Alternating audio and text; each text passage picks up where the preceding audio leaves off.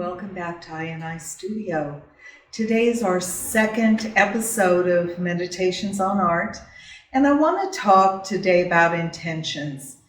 People often ask me, do you know what you're going to paint before you paint it? And the answer is no, I don't.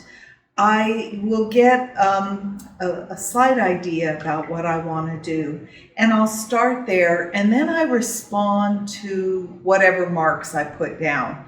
So it really becomes a dance between me and the paint. I don't want to be the dictator, and I don't want the paint to push me around. I want to have a conversation with the paint as I'm going, and the painting does converse, it does talk back. I make a mark, I study the mark, and then I respond. The mark is never what I think it's going to be in my mind. It's always a new challenge. Sometimes it's better than I had hoped. Other times it's like, I don't think that mark's going to work for me. So I'll tell you where I started with this one. I went to the Heard Museum in Phoenix, Arizona, which is a contemporary art museum of Native American art. It's a fabulous place that I love to visit. And I purchased this book from the exhibit, Larger Than Memory.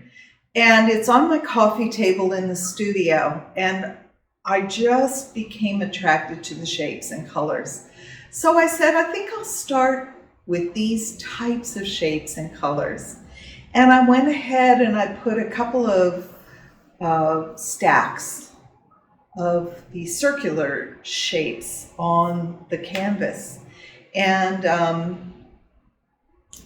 it was beautiful. The color was very different for me, trying to get something similar to this without really copying it. It isn't about whatever this piece was in the exhibit. It's about my painting. Lately, what I've been doing is I've been reworking older paintings, and this was an older painting that I was reworking. So it's hard to go into an older painting because we have attachments to that painting, where we were at the time when we painted it and what it meant to us. I loved this painting for a time, but after a while, the love affair kind of faded, and I thought it's time to work back into it. My intention is taking a good painting and making it a great painting. I can't afford to store good paintings that aren't going to go on my website, that aren't going to go into shows. And if that's the case, then I'm going to rework them. And I've been doing that for weeks now, actually, with all the paintings you see behind me. So I started with the two stacks of circles, stone shapes. They were like stones for me. And I looked at it, and I really did enjoy what I was seeing, but it was too busy. And a classmate of mine years ago said, why don't we just paint what we want to paint? And I always want quieter work. So why is my work so busy? Why can't I quiet the work down? Well, I can. So that was, the next intention. I need to quiet this down. I'm going to take out some of these green shapes. And I did. And I put a big square area of blue here. First of all, I had put paper. It was an old pulp paper pad from one of my kids many, many years ago, and it had discolored. So, pulp paper is a cheap paper made out of wood pulp, and it discolors, it becomes brittle, and it's a cheap paper, but it really does have a beauty when it discolors. So I covered a huge area of the painting with this paper. And then I painted over that area with a gradient green, green, blue, aquamarine, darker at the bottom, lighter at the top.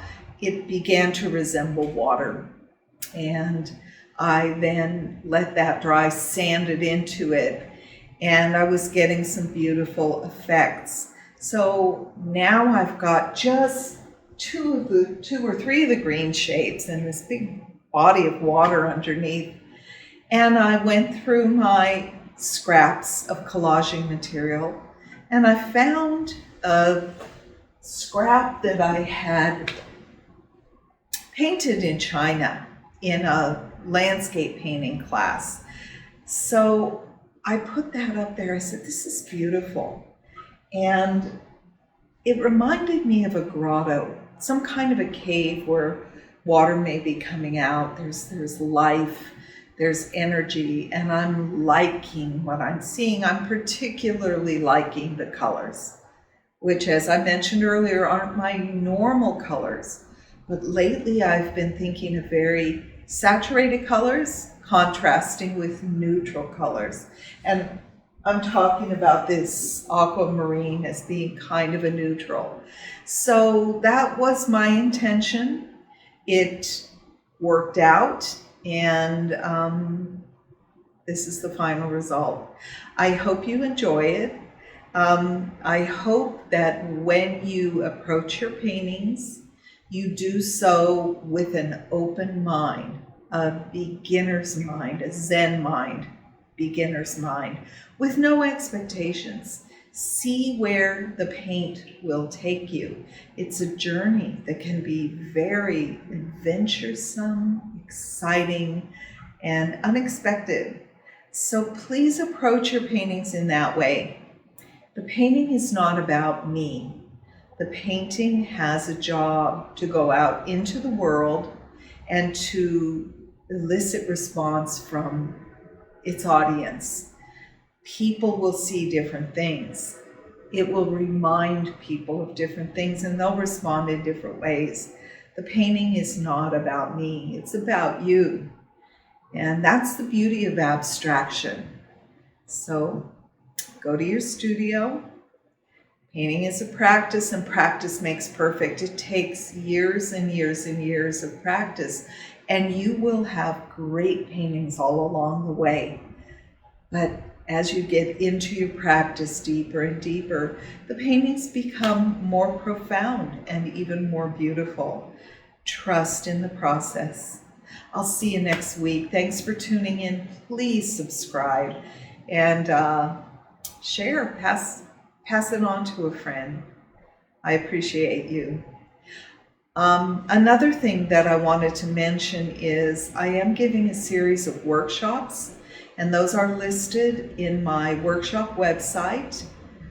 And I'd love you to check that out and hopefully enroll. Maybe I'll see you in Santa Fe. I have one coming up in Sedona, which isn't on the website yet. I'm teaching in the Benicia studio in July, Morro Bay, and Marin Mocha. So a lot of workshops coming up. Hope to see you at one of them. Take care.